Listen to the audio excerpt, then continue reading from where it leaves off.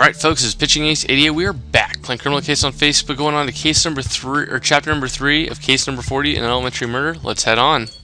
She likes women.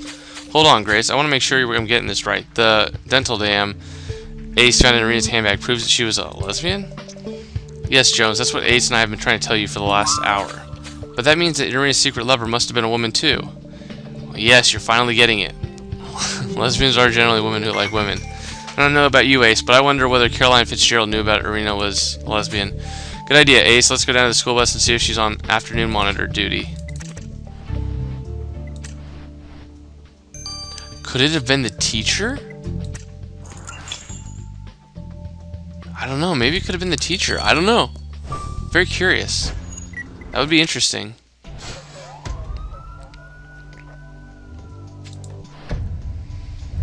Alright, so what do we got here?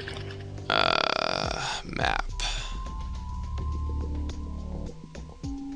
Map. Lunchbox. I don't see where one is. Torn ticket. It's gotta be down here. Yep. Map. Rearview mirror. Squirrel. Lunchbox. I don't see one. Oh wow, I would have thought that was a radio. And there's a gift. Oh. Cool. Ah, shucks. Caroline isn't on monitor duty today, but I see you had time to inspect the bus again. Oh, you found a gift box. I wonder what's inside. Shall we open it? Wait, what are those pieces of paper you picked up, Ace? Let's check them out. Yeah. I don't think it'd be... Could it be Caroline? I don't know. If it was Caroline, she's been doing a really good job of throwing me off the trail.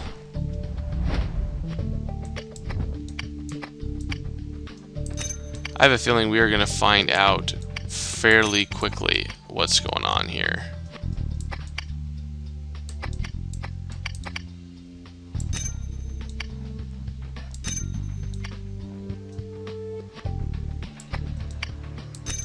Russia planes. Okay, we get that all. We get that part.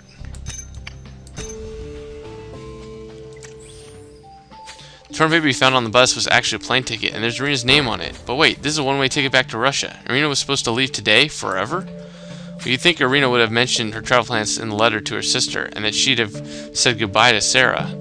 Great idea, Ace. Alex should be able to tell us exactly when this ticket was bought, and by whom. So interesting. I do have to say, though, that this plot is definitely thickening. I'm very, very curious. Oh, happy birthday.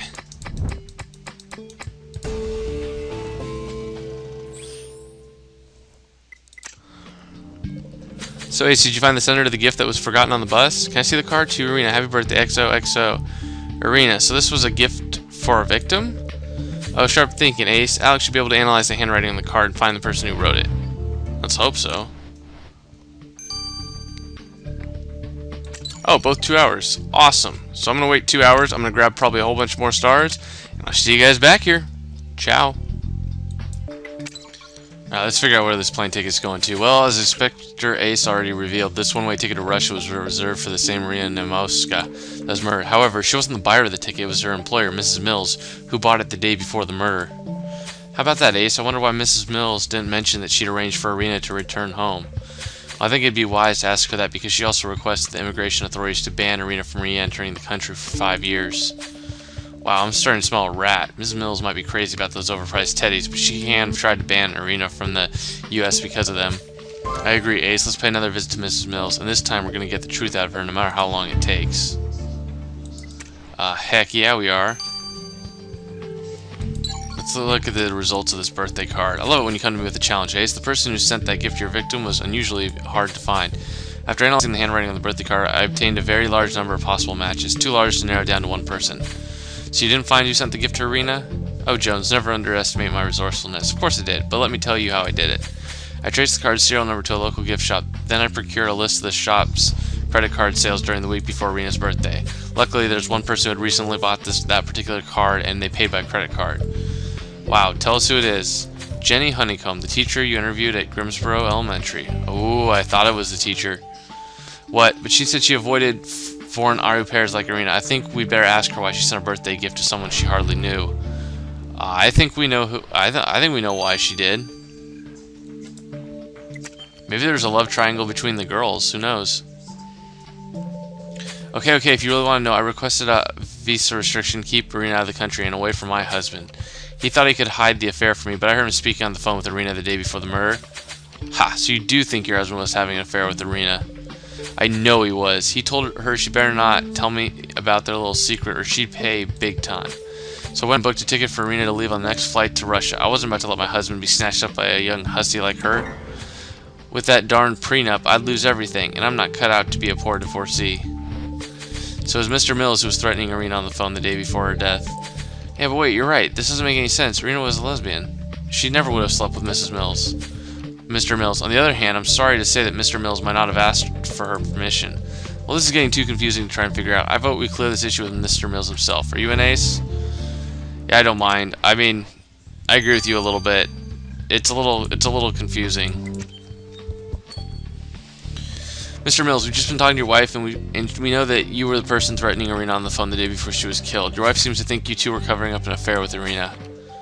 My wife thinks I was having an affair with the au pair? Ah, so that's why she booked us in for those infernal couples therapy sessions. Well, I wouldn't look so relieved if I were you, Mr. Mills. As far as Inspector Ace and I are concerned, threatening a murder victim makes you a major suspect. Whoa, you've got it all wrong. Yes, I did threaten Irina, but not over something that I would be prepared to kill her for. The truth is that I'm broke. My business have gone all bust. I tried to hide it, but Irina answered a call from one of my debt collectors. I want to tell my wife the truth, but I have to sweeten her up a bit first. That's why I bought this pack of sweethearts. It's the candy we shared on our first date. Wow, the Mills sure are the most trying couple we've ever had to interview. I'm exhausted. But let's not get discouraged. Now that we know they're both sweetheart fans, we can start having a pretty strong case against them. Yeah, they all have everything like there, but we're still missing a big piece of the puzzle.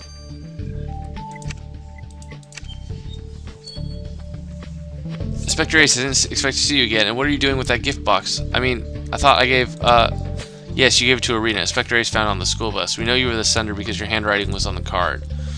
Alright, I'll tell you everything. It all started a few months ago when Irina came to my classroom with a bag of sweethearts for me. They're my favorite treat, you know. Nobody ever does things like that for me, so I asked Irina out for coffee to thank her. I didn't know we had anything in common, but I was so wrong. It was as if we'd known each other our whole lives. I hadn't connected with anyone on that level in years. I felt so alive, but that's where things got complicated because I kissed her. And then we became... Oh dear, I feel a bit... I can't breathe. Mrs. Honeycomb. Wow. Alright, so now she passes out, conveniently. Thank goodness you had the presence of mind to call 911, Ace. Jenny Honeycomb really scared me senseless by dropping to the floor like that. She's back from seeing the doctor. You alright, Jenny? Yes, I feel much better. Thank you so much, Inspector Ace. I was a little emotional. It must have triggered my asthma. Well, we're just glad to hear you're okay, Jenny, but if there's anything else you think we should know, now's the moment to come clean. No, you know about Irina and I just beg you to keep my secret to yourselves. I can't risk losing my job. It's my entire life. That's true. I don't know where we go with this next, Ace. We just discovered some pretty surprising facts about Irina's love life, and we had our suspicions confirmed about her messy relationship with her employers. We're getting pretty close to finding the killer, but we still need some more information about them. What do you think we should go do next? Hey, that's a brilliant idea, Ace. I don't know why we didn't think of it. We should go back to the root of this murder, Mrs. Honeycomb's classroom. That's a brilliant idea, Ace. I like it.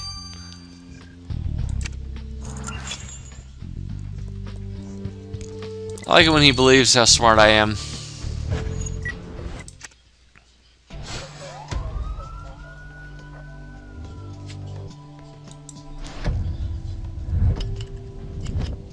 So what do we got here? We got soda can, tic-tac-toe. It's here. Basketball, fishbowl, modeling clay. That's got to be the... Oh, it's bloody. Yep, modeling clay is bloody. Tic-tac-toe, soda can, basketball, fishbowl, and then the radio's right here.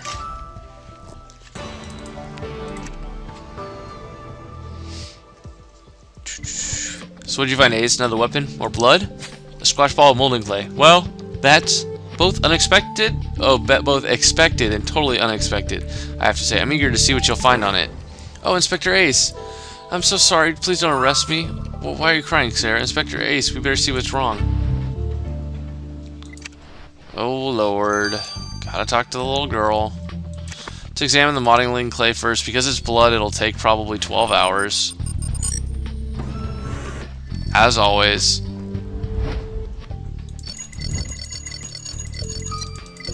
Oh, it's got hairs on it. That's always good. Nice. Nice, nice, nice. Alright, you found tiny hairs in the modeling clay. Where did they come from? Of course, you're right. We'll need to send them to the lab to figure that out. Well, duh. It's gonna show, I mean, we could just look at their hair color. There's our 12 hours. Knew it. Alright. Oh, please don't arrest me, Inspector Ace. I promise I won't do it again. I promise. Well, why would we arrest you, Sarah? Have you done something wrong? I borrowed one of my mommy and daddy's old teddies to bring to show and tell. They'd be so mad if they knew. I'm not allowed to touch them.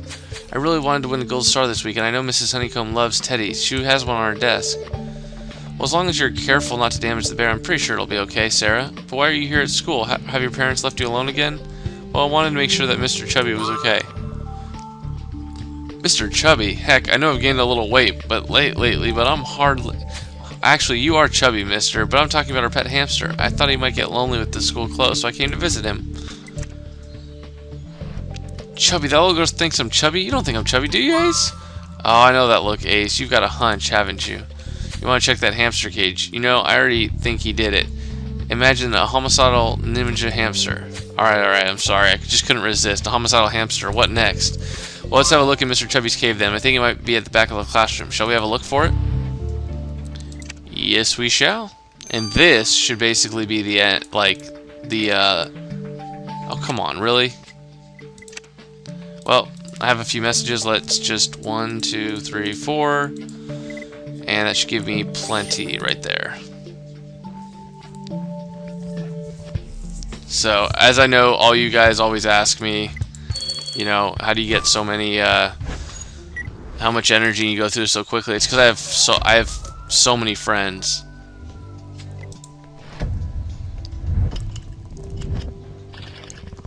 Oh, well, there's sawdust. It's obviously going to be there somewhere. And here we go. Got this soda can, helmet, fishbowl, nutcracker. That was easy. 6 seconds. Boom. They basically had to revisit a place twice, though, so... Anyways, we found a lot of sawdust in that hamster cage, so I'm guessing you suspect Mr. Chubby of hiding evidence. Well, what needs to be done must be done. Let's dig in, Ace. And by we, of course, he means just me, solo. Just do it by myself. That's right. I appreciate it.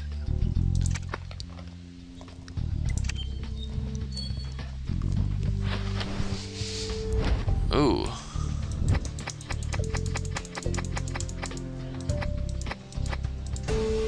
Ooh, a bullet. How, what? You found a bullet in the sawdust? Looks like my hamster joke wasn't so off the mark. Well, let's get this bullet off to the lab and see where it came from. I'll bet you it came from the gun, and I'll bet you it was the elementary school teacher hiding it.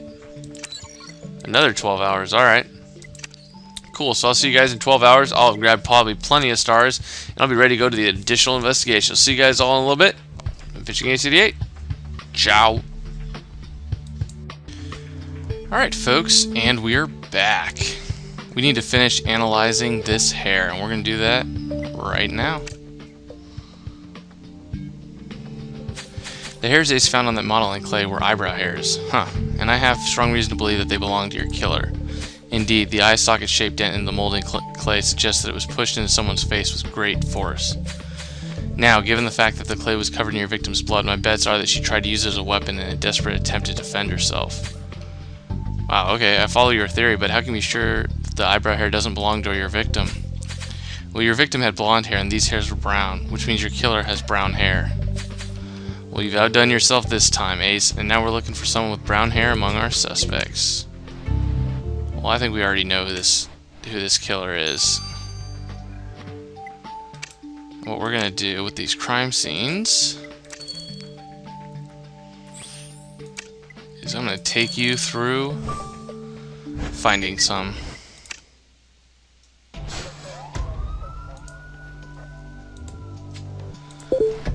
Alright, let's look through this.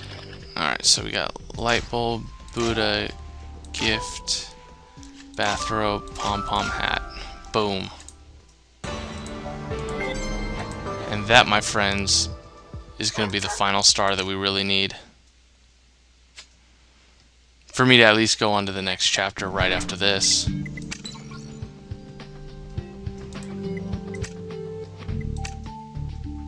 One more minute left. I'll see you guys in a little bit.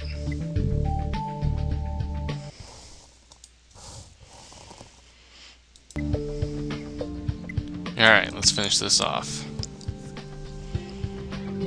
The bullet you found was a perfect match with the gun that was left at the murder scene, Ace, so not only can I confirm that this bullet belongs to your killer, I can also tell you the color of their eyes. Oh wait, how can you tell that from a bullet? Well, when I first analyzed the gun, there were no fingerprints, so it was obvious that the killer had used gloves to handle the gun.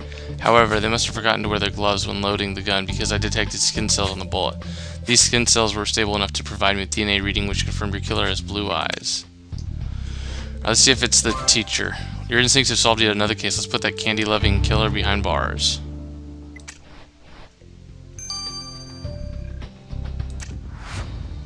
Yep. I'm sorry, teacher.